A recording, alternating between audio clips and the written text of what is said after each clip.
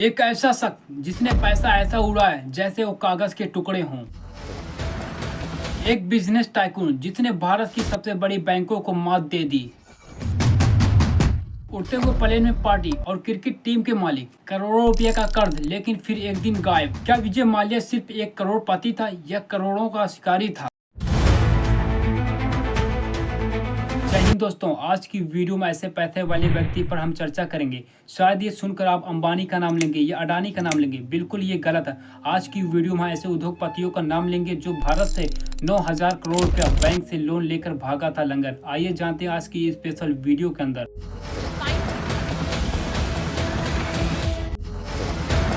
एक ऐसा Indian man जो एक समय में किंग ऑफ गुड टाइम कहा जाता था, अपने समय पर महाराजों वाली जिंदगी को जीता था, लेकिन आज इंडिया की हिस्ट्री के पन्नों पर इसका नाम अपराध के नाम से जोड़ा जाता है और गूगल के पन्नों के आर्टिकल में इसे उस शब्द से बुलाया जाता है जिसे हम आज गालियों में उस शब्द को प्रयोग करते हैं। माल्या की जिंदगी बदलने वाला सबसे बड़ा प्रोडक्ट किंगफिशर था और विजय माल्या की जिंदगी को बर्बाद करने वाला सबसे बड़ा प्रोडक्ट किंगफिशर था। 1955 में कलकत्ता के सबसे अमीर घर में विजय माल्या का जन्म हुआ था और विजय माल्या अपनी जिंदगी में सिर्फ पैसा ही पैसा देख रहे थे।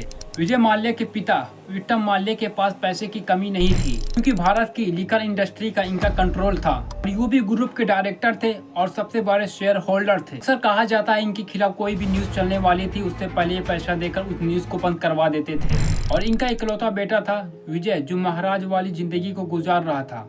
और जिस समय हमारे भारत के बच्चे लेट्टू और जैसे जैसे खेल खेलते थे उस समय विजय माल्या कार वाला खेल खेलता था। और विक्रम माल्या कभी भी अपने बेटे के मुंह से सोने का चम्मच निकालने की कोशिश भी नहीं की थी। नतीजा ये हुआ कि जब विजय बड़ा हुआ था तो उसके शौक भी वैसे ही थे और उसके बाद वो खिलौने वाली गाड़ियों का नहीं असली गाड़ियों का शौकीन हो गया था।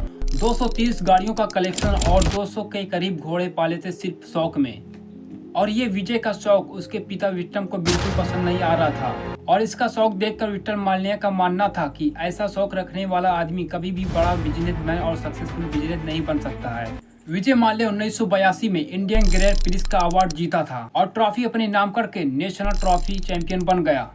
और विजय माल्या सोचता था मैं ये अपना शौक ऊपर लेकर जाऊं, पर ऐसा हुआ कि और उसका लाइफ डिसीजन हमेशा के लिए बदल गया क्योंकि विजय माल्या के पिता विक्रम माल्या की अचानक हार्ट अटैक में मृत्यु हो गई थी। विजय के पिता के मरने के बाद उस समय विजय माल्या सिर्फ 28 साल का था और ये सदमा उसकी पूरी जिंदगी को बदल दी। और विजय माल्या जिस समय पर वो लापरवाह बनना चाहता था उस समय पर उसके बाप की जिम्मेदारी उसके कंधों पर आ गई थी। कुछ लोगों का कहना था कि इतना बड़ा एम्पायर कैसे चला सकता है विजय माल्या जिस समय पर वो दूसरे कामों का आदी है, लेकिन जैसा लोग सोचते थे वैसा नहीं हुआ, इसके अपोजिट बिल्कुल हुआ। और विजय माल्या सबसे पहले किंगफिशर की शुरुआत बेंगलोर से की। बेंगलोर में सिर्फ जहां एक पब्स था 5 सालों के अंदर में 40 पब्स हो गया था। पब्स होने के कारण इसका ज्यादा फायदा किंगफिशर को हो रहा था और देखते देखते किंगफिशर एक बहुत बड़ा नाम बना लिया था मार्केट में। और बियर नहीं, लोग किंगफिशर का नाम लेकर ड्रिंक मांग रहे थे और फिर से विजय माल्या महाराज वाली जिंदगी को गुजारना शुरू कर दिया। उस समय पर इंडिया के लोग मामूली गाड़ी नहीं खरीद पाते थे, उस समय पर ये करोड़ों की गाड़ी खरीदता था। पूरे इंडिया में इसे राजा के नाम से जाना जाता था। विजय माल्या को भी लगा ऐसा भी आगे चलता रहेगा, पर विजय माल्या की सबसे बड़ी भूल वही थी। विजय माल्या किंगफिशर एयरलाइन की शुरुआत की, उसके बाद आईपीएल के आरसीबी के मालिक भी बने थे। और 2010 में किंगफिशर एयरलाइन को बहुत भारी नुकसान हुआ था जिसके कारण कर्मचारियों को वेतन नहीं मिल रहा था और बैंकों ने विजय माल्या का 9,000 करोड़ लोन भी दिया था जो विजय माल्या ने चुकाया नहीं था। किंगफिशर एयरलाइन बंद होने की खबरें और कर्मचारियों का हड़ताल। विजय माल्या का दावा करना था कि मैंने 14,000 करोड़ रुपए चुकाया था।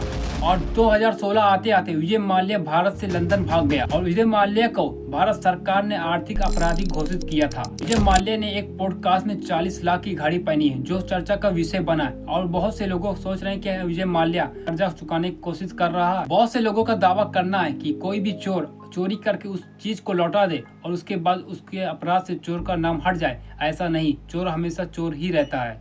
विजय माल्या की कहानी हमें ये सिखाती है कि पैसा और शोहरत से ज्यादा जरूरी है ईमानदारी और जिम्मेदारी। अगर आपको लगता है विजय माल्या भारत के साथ धोखा किया तो आप कमेंट सेक्शन में जरूर बताएं और इस वीडियो को ज्यादा से ज्यादा शेयर करें। मिलते हैं अगली वीडियो में, तब तक जय हिंद।